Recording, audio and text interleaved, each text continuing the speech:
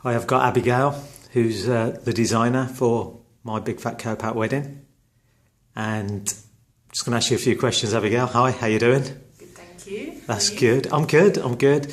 So my first real question for you is that with this particular play, what's your process in terms of coming up with the ideas, getting the colours, the themes?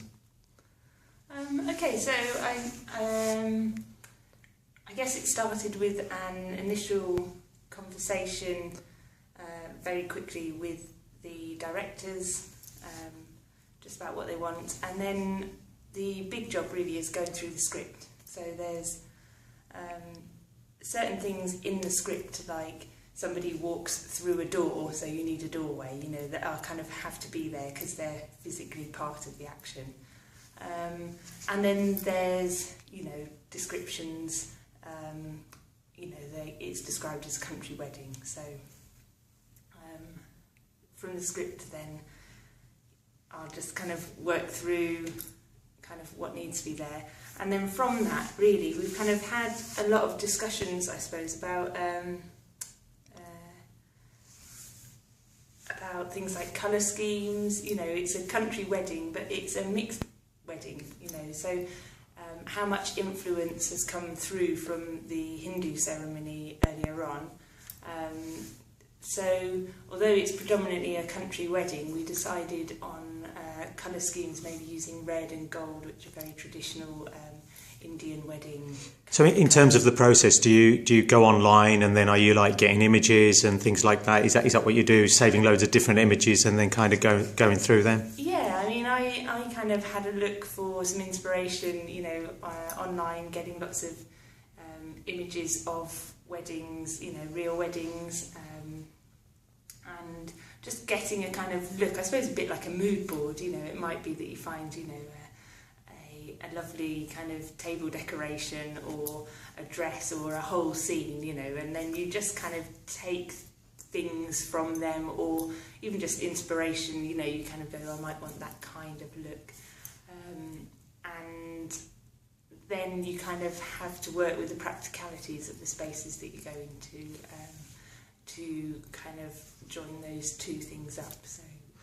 So you've got the practicalities, and I assume budget also plays a key role. So yeah. The budget, it has to obviously come in within the budget.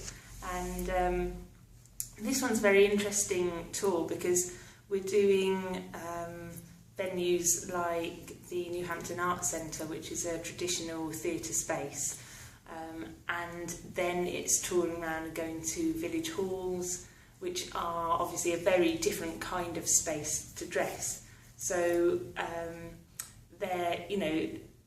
I suppose in the theatre we need to try and get that sense of it being a village hall or a barn or somewhere kind of a bit more rustic, whereas perhaps some of the venues we're going to have already got that, so it will be something that needs to kind of change everywhere we go.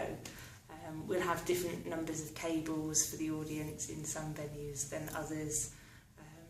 The layout will be slightly different as well, so doors will be in different places, entrances and exits, and there'll be different sizes, different shapes.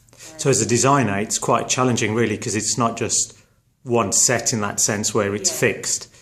This has got to be transportable and taken from venue to venue, which is different in every case. That's right, and I suppose for me, I need to provide the tools, and then Nikki, who's stage managing, will be, if I give her everything she needs, then when she arrives at a venue, she can kind of decide where things will need to go, and how to kind of lay it all out. So I suppose I need to just kind of try and make sure she's got everything she needs to be able to do that. And are you enjoying it at the moment? I am. I'm enjoying it.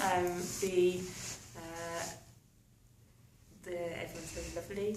And Where's your excitement? Is it when you see the set? I mean, at the moment, obviously, I've seen in the rehearsal room you've got everything ready, and there's been pictures of the actors with the costumes on. Is it where you actually see a space, which is that where you get your buzz, where it's fully decorated and ready to go, or? Yeah, I think so. I think that's a really exciting moment, because actually that doesn't really happen until you're in the first space. I think for this show it will be a lovely moment. There's actors changing character on stage, so we've kind of tried to provide costumes that can kind of instantly transform an actor, and so I think that process will be really exciting to see, you know, for me, and when it all comes together, because at the moment, you know, it's all there, but it's all kind of, some of it's at home, some of it's in the rehearsal room, some of it's packed away.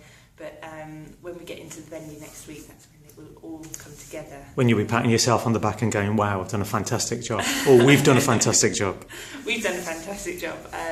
Because, again, you know, characters changing costume, if you just kind of change their costume in front of people, then that's just somebody, you know, changing a hat. It's actually, a lot of that comes from the actor. I would say most of it, and the tool is the costumes become a tool to kind of tell the audience we're changing character, or so that the audience know which character we are.